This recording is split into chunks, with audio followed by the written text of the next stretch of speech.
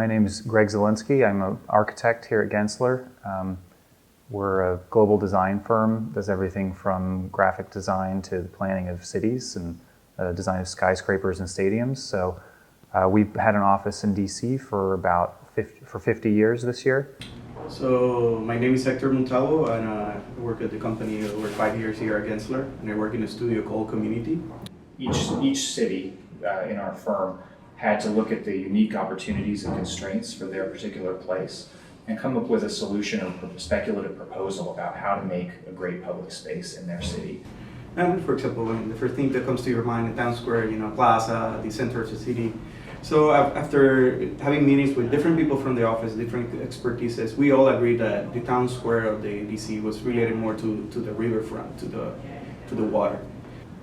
We have a very one-sided waterfront in this city, even in the places where we do have active nodes like Georgetown. The Roseville Island. It's an island that everybody, you ask them, because we did a lot of interviews when we were doing this for the people, tourists, locals, etc.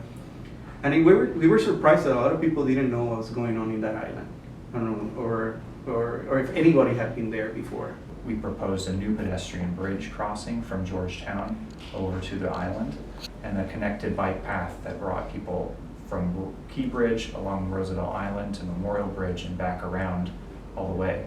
You can get out of the main grid of the city very easily without not too much effort. So I think that pedestrian bridge can give something to the community.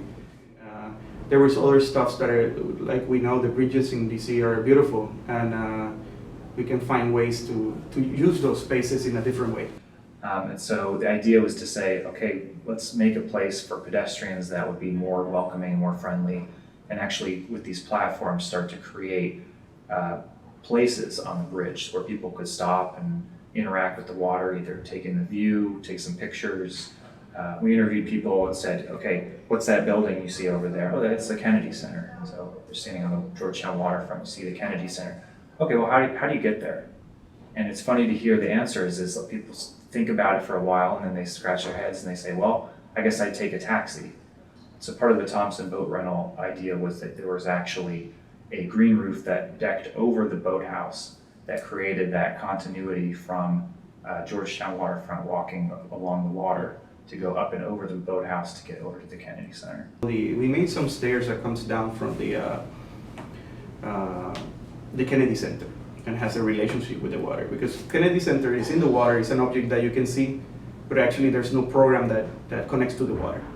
Bridging over the road and having their elevated deck actually step down to the water as a performance space.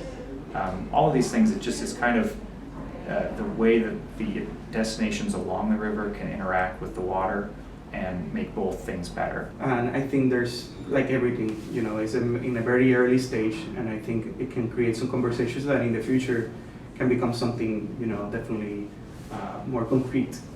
We're hopeful that at some point something will happen with it. We continue to work on new ideas and talk about these ideas as we go, and we'll see. Yes, it is.